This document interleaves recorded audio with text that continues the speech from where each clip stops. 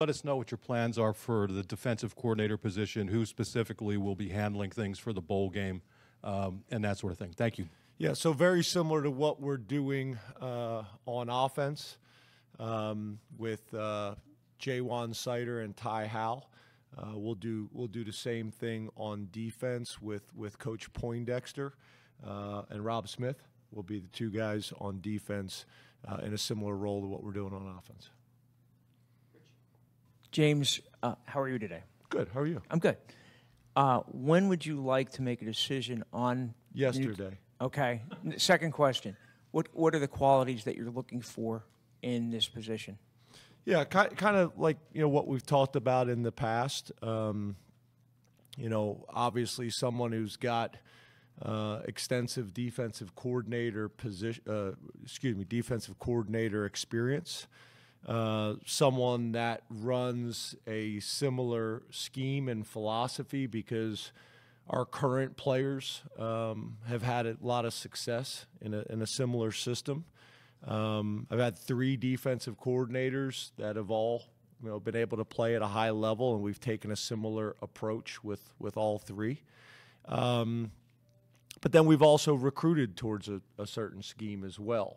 And to me, I'm not saying that what we have played is the only way you can play defense. There are guys that run a 3-4 that are highly successful. There are guys that are running a 3-3 stack that are highly successful. I just think there's a lot of gymnastics that go into making that change, and can create a lot of questions if guys are asking, am I going to fit into the new scheme? So prefer not to do that, being as thorough as we possibly can. And then I think the other thing is, you do in-person interviews, you do Zoom interviews, you watch film on your own, you study the data and the analytics and what they say. And then on top of that, I think most importantly, you're looking for a fit. You're looking for a fit with our players. You're looking for a fit with the staff, a fit in the community. If somebody had head coaching experience, I think there's value in that. I think Manny's time as a head coach was valuable. Stacey Collins' value, as a previous head coach, there's value in those things. So that's not. I don't think that's the end all be all, but it's helpful if we can find it. Over here on the left, Allie. Hey, Coach. Hey, Allie. When we talk to these players, some of them considering their futures, whether they're going to declare for the draft or not, but specifically Curtis Jacobs was talking about how important it is to finish this out with his teammates, regardless of his decision, the opportunity to play in the Peach Bowl, and what that could mean for Penn State's football history and the legacy. When you talk to guys about the opportunity in front of them, how much can the bowl game impact where they can go? And is there pride in knowing that they want to play here for their teammates, finish it out regardless of what their plans are? Yeah. So I will say I don't necessarily love, not in reference to you, but like the 7 questions of, guys after they've already answered it multiple times, whether they're opting out of the bowl game or coaches moving on or players coming back next season. To me, it comes off as negative. I don't really understand it. I also don't understand, once the question's been answered once or twice, why it gets asked literally 5-6 times, the same question over and over again. But I do think there's a ton of value in finishing what you started, and there's a lot of ways to do that. I think we're very aware of what's going on in college football. We're very aware of some of the trends. We're very aware of the advice that some of the players are getting. But I also think through relationships, there's the ability to have a conversation and an open conversation with the players, with their parents, and make sure that guys are making the right decisions for them and their futures. And I think that sometimes there's a feeling like what's in their best interest and what's in Penn State's best interest don't always align. And I think more times than not, it really does. There are some cases, obviously, like we've had all the way back to Saquon Barkley, who was being projected as a first-round draft choice and was being advised not to play in the Fiesta Bowl, and sat and met with Saquon and talked it all through. And we had a plan to limit his reps and all those types of things, and it worked out really well in everybody's best interest. I think all the information that's out there and the data that's out there is, playing an opponent like Ole Miss in this type of venue for the majority of our players playing in this game and playing well is going to increase their value and increase their opportunities and draft grades and things like that. So for us, I just want to make sure that we're thoughtful and that we're looking at things from both sides. I think that's something that's very, very important to do in my position, really, and really in any really situation. I think it's always important to look at things from multiple perspectives. So Curtis has been great. Olu's been great. Really, our guys have been phenomenal in the way it's been handled. But it's more challenging than it's ever been. There's no doubt about that. Hey, James. Hello. We'll have a chance to hear from Andy himself pretty soon. I'm just curious, from your perspective, what had the last couple of weeks looked like for him, and what are you hoping to accomplish for him and throughout your offense in the next couple of weeks beyond Peach Bowl prep, but setting the stage for his taking the reins? Yeah, I think it's been really good. I love this model of being able to bring guys in and allow them to kind of get a feel for the culture and the program and the structure and the organization and the personnel and all those types of things, and then be able to hit the ground running. I think it also helped. He had a really good situation. I got a ton of respect for Kansas, and I got a tremendous amount of respect for Coach Leopold. And he didn't need to leave there, right? So it forced a ton of dialogue to make sure it made sense for both parties. And fortunately, it did. It worked out where I think it made sense for everybody. But we were able to have a ton of conversations ahead of time to make sure we're all on the same page. And the reason I say that is I think it helps once he arrives on campus. I knew what I was getting. He knew what he was signing up for. So I think that's been helpful. We haven't really had a ton of time together. I didn't get back until, 9:30, 10 o'clock last night, been gone all week long. So I think we had one day where we crossed over together, but haven't had a whole lot of time together. But it's been good. So far, so good. He's got a ton of experience. He had a ton of responsibility at the last place. So it's been good and been a lot of time spent on looking at the terminology and the language and what can stay the same, what should stay the same, what should be tweaked. Really, for both of us, sometimes you call something a certain way, and it just evolved that way over 8 years, and it may not be the best way to call it. And I think he's got some situations like that. We got some situations like that, things that could be a little bit more descriptive and helpful for the players from a teaching and a learning perspective. So we're kind of working through those things. And then, as you know, we also were able to hire somebody that he had with him on his staff as well. That's been helpful. Billy's done a really good job since he's arrived, very similar how Lister was for Manny. So far, so good. But to be honest with you, once again, we haven't had that much time together. Everybody's running in 1,000 different directions. But it's good to all be back, and today will be great for everybody. To the left, Jared. Hey, Coach Franklin. Hey, Jared. Obviously, you said Andy's leave good situation, but when he arrived in Kansas, it wasn't necessarily the most desirable position. Seeing how he was able to engineer such a change in offensive production, how much does it excite you to work with him? Well, a couple things. When I say that, I'm talking about he had been with the same head coach for 11 years, ton of respect for him, friend of his, friend of mine. So when I talk about tough to leave, that's kind of what I'm talking about. Tremendous amount of stability, and obviously to your point, that's what excited, right?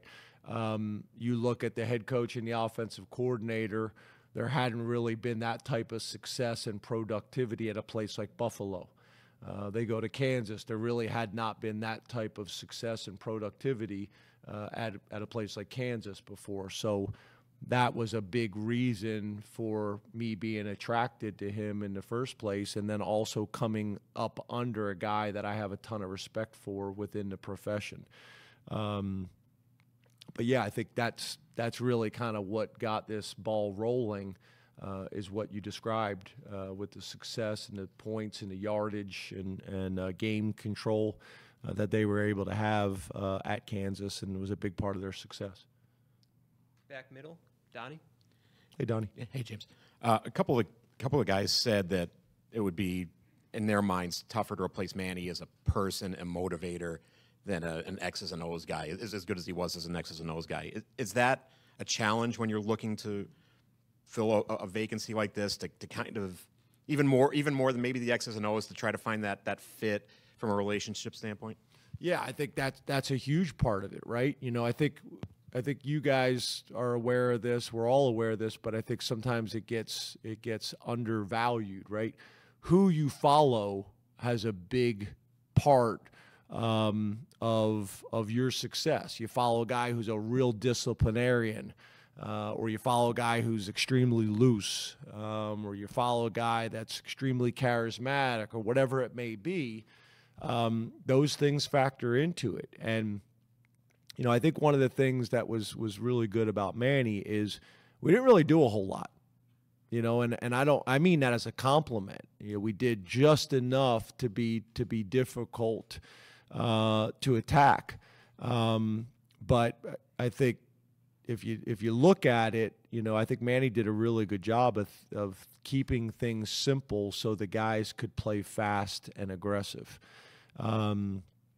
But the other thing, to your point, was his ability to get up in front of the room, of the coaches as well as the players, and command the room and be able to get buy-in. That's just as important, if not more important, than the scheme. So when you're talking about hiring somebody, all those things factor into it. All those things factor into it. And that's when you're talking about fit. The fit at Penn State is different following Manny. But I will also say, you know, Brent was really strong in those areas as well. And when Brent was leaving, like, people were really upset. Like, you know, Brent had been with me long enough that he had recruited all the players as well as coached the players. You know, Manny had had a ton of success, but hadn't really recruited the guys, so there wasn't the same, you know, that type of relationship, but really came in and built them strong, and more than anything, I think really earned their respect. So that's what makes it challenging. And then also being able to hire somebody that's not intimidated to walk into that room with the #1 defense in the country. You know, a lot of times you take another job and you say, hey, my job is to improve the defense. It's going to be hard to do statistically, right? So it's all of that. That's more challenging to do than I think people realize when you're factoring all these points in. Back left corner, Andrew. Hey, Coach. The Peach Bowl is one of the more charitable bowl games of them all. Which is really cool. Is this something you've talked to the team about a little bit? And what does it mean to play in something that's a little bit bigger than just a football game?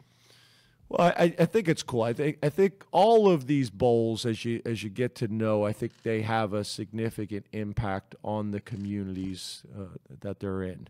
But I think the Peach Bowl, the Chick-fil-A Peach Bowl, has done probably more of that than anyone. Than any bowl. And to me, that is special, right? You know, the game of football and what we do here at Penn State, although I clearly understand it, you know, it's about the wins and the records and the opportunities and the I get it, trust me. But I would also say this is a place that says that the game of football transcends even more so than that. And to be able to play in a bowl that is really within their core values, believes the same thing. That, okay, there's an aspect of this as a business that we got to run as a business, but but that doesn't mean you can't do it in a charitable way. You can't do it in a way where you're making a significant, profound impact on the community and the people within your community. So I think that's really cool. And I think there's great leadership within this bowl. And I think all those things kind of really factor into it. And I would say as a society, those things are probably more important to us than ever been, to especially the young people in our society, that organizations, companies are trying to make a greater impact than just serving the best chicken sandwich in the world. I think those things are important. And I think whether it's Chick-fil-A or whether it's the Peach Bowl, I think both of them are doing that at a very, very high level. And I'd also make the argument that so is Penn State. In the middle, Mark. James, how would you describe your schedule over the last 2 weeks, especially with recruiting portal and 2 coordinators? Are you saying that because I look like shit right now? Is that why? I wouldn't have phrased it that way, but God, did you hear Rich? He goes, "You do." God, Rich. Wow. I didn't shave today. I shave every morning, but I usually take one day off. So I'm hoping that's the reason why you say that. The schedule's not good. It's not good. It is chaotic. You're recruiting your own roster. There's mixed messages everywhere. There are agendas in every direction. It's more challenging than it's ever been. Schedule-wise, you used to be able to just focus on your current team and recruits, whether that was high school or junior college. Now, obviously, the transfer portal's factoring into it as well. We're not a huge transfer portal team, but we do it. That's factoring into it as well. Tampering is rampant. I mean, I think if you talk to any college football coach in the country, that's an issue. Agents, coaches, calling parents, calling high school coaches of your current team. It is rampant. All the reasons why we've had all these rules in place that now are not being enforced. All these rules were put in place for a reason. But it's challenging, right? It's challenging. So we're running in 1,000 different directions, and then it's magnified when you have an offensive coordinator search, and then as soon as you get that done and you're like, take a deep breath for a minute, get back to focusing on my players and recruiting for the future, then one of your staff members gets a chance to go be a head coach in the ACC, which is awesome, for him and his future and his family, and then you're starting all over again. So it has been a sprint. It has been a sprint. I do think, as we've talked about, I do think things are there's less battles that we're having on campus, so that's helpful. That's helpful. But it's a challenging time. And then we're trying to go play a really good Ole Miss team on the road in SEC country, and that's going to be a challenge as well. So a lot of different things running in 1,000 different directions, but it's a challenging schedule. And the issue is I don't know how to pull it back. And I think that's the challenge for the NCAA. I think that's the challenge for commissioners. I think that's the challenge for ADs. I think that's a challenge for college football coaches. I think the only people that can really fix this is the commissioners. They're the only ones that I think have the power to do it right now. Get all the commissioners in a room for like a week, lock the door with some Chick-fil-A sandwiches, and like literally A through Z, let's come up with a new model for college football, because I don't think this is sustainable for the players, most importantly, but also for the coaches and the staff. And I think you're going to see more and more coaches leaving college football. And it's funny, that's been talked about a lot, but the other concern I have is that it's attracting people into college football, I think, for the wrong reasons. And I think that's as big of a concern as the other. Up front, Audrey. Not quite sure how to follow that part up. You don't have to. We can just stop. You just go. Just end the press conference. No, I can't do that. How do you feel heading into Wednesday with regards to the early signing period, and how I guess would you assess you guys, your plan and your approach to the portal thus far? Yeah, so knock on wood, we've been fortunate really in my 10 years here. We have not had a whole lot of drama. There's been a little bit, but we haven't had a whole lot of drama, and you guys have heard me talk about that before. We're very upfront and transparent, really always have been. Sometimes that hurts us, where we miss on kids because we don't tell them what they want to hear. We're an under-promise, over-deliver program. And I think that's been a big part of our success as well. We don't pressure guys or try to convince guys by selling them on a dream and not reality. And I think that's worked out really well for us. So we've had very little drama when it comes to signing days. With the transfer portal as well, again, we're transparent with our current team. We're going to go out, and our job, whether it's through high school or whether it's through the portal, is to create competition at every position. Once again, we're not making promises. A lot of programs promise you come here, you're the starter. We don't do that. You're gonna be promised an opportunity to come in and compete, and the best players will play. And once again, the high school prospects were told that, when we recruited them, and the transfer portal, prospects are told the same thing. So I don't think that's happening at the places we're competing with. They're saying, well, why would I come and compete when I'm being offered a starting spot somewhere else? Well, I said, well, pretty soon, I think that's your watch. No? Somebody's watch or something's going on. No. Okay. But I don't think that's happening everywhere. I think people are being promised a lot of things, and again, I think that hurts us from time to time. But I think the people that really do their homework and talk to previous players in our program or current players in our program or the parents, I think in the long run it's helped us.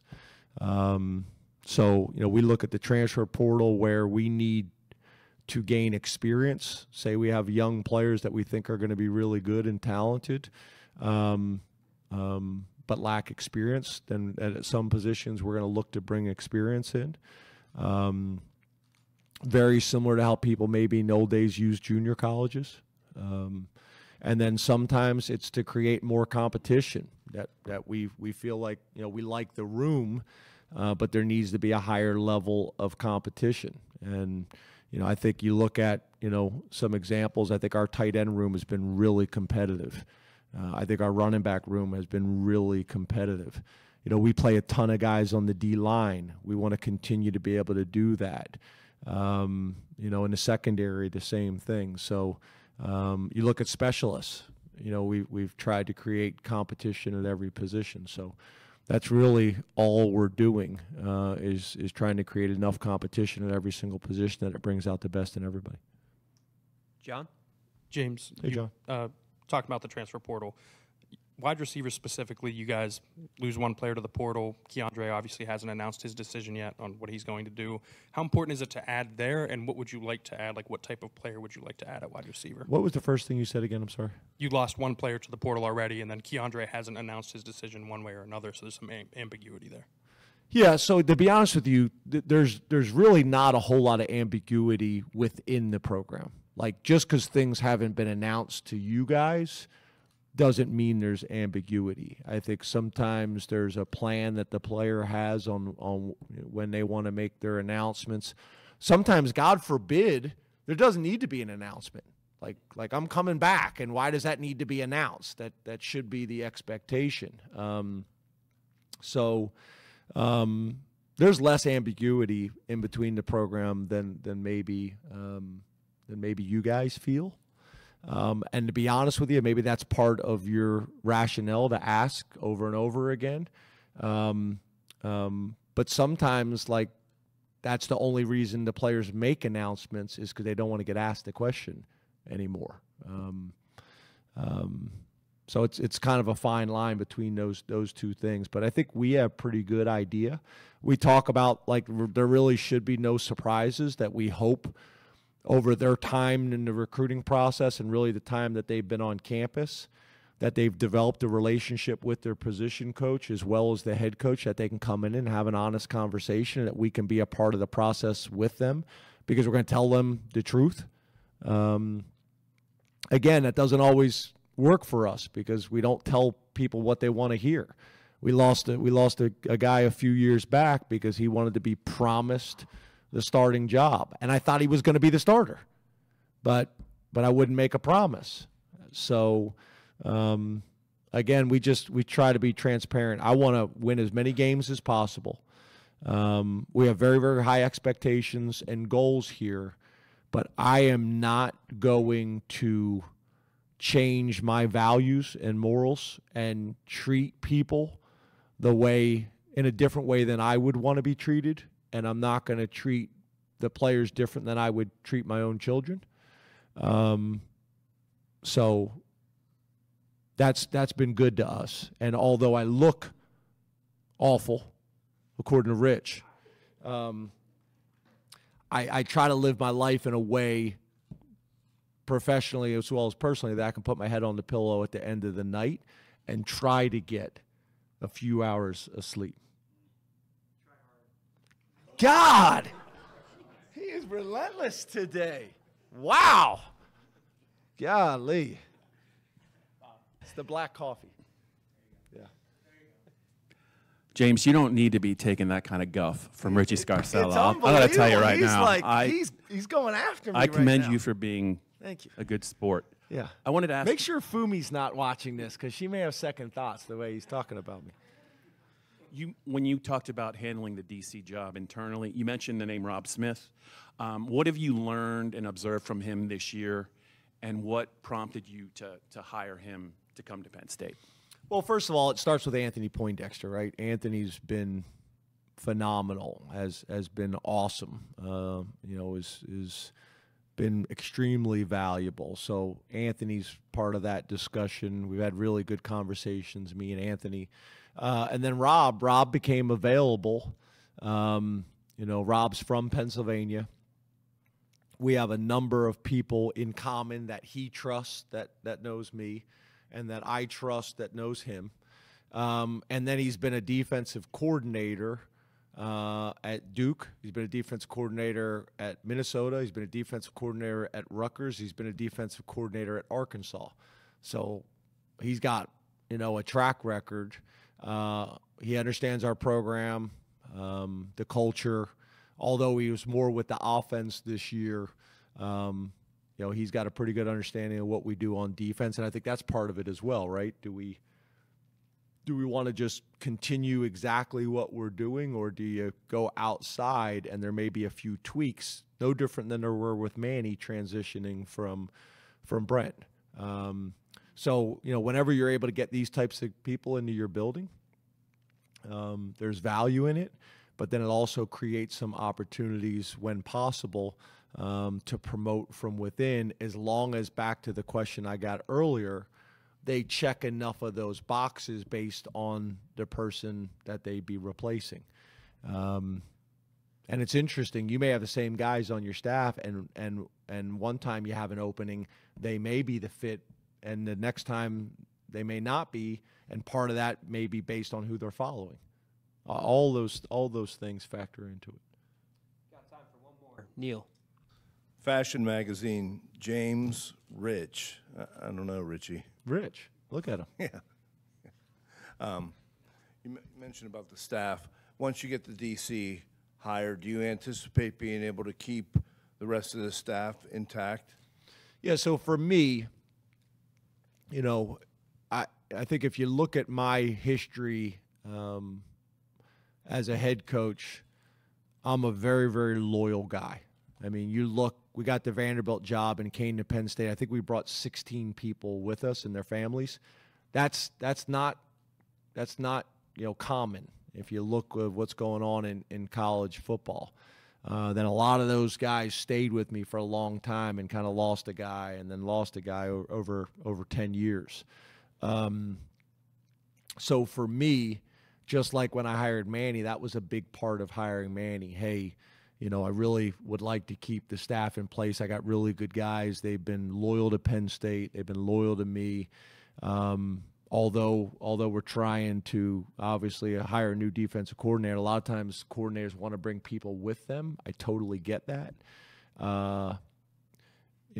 We were able to do that with Manny, and he brought Coach Lister with him as an off-the-field person, and it worked out really well for everybody involved.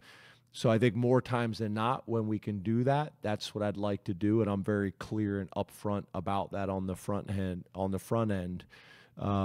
With the coordinators I hire. So we'll see how this thing plays out, but I've been very clear and transparent about that.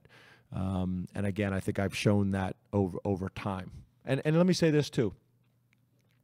The loyalty part too, sometimes you make a change and people say, well, you made a change. I don't understand how you're talking about loyalty. My loyalty is to Penn State. My loyalty is to the players. And my loyalty is to the entire staff. And sometimes you have to make a change for the loyalty of the entire staff and the entire team. So I want to make sure that that doesn't come off as contradictory. So I think over time that's worked out really well for us, and I'd like to continue doing that if we could. Thank you very much, Coach. Thanks, guys.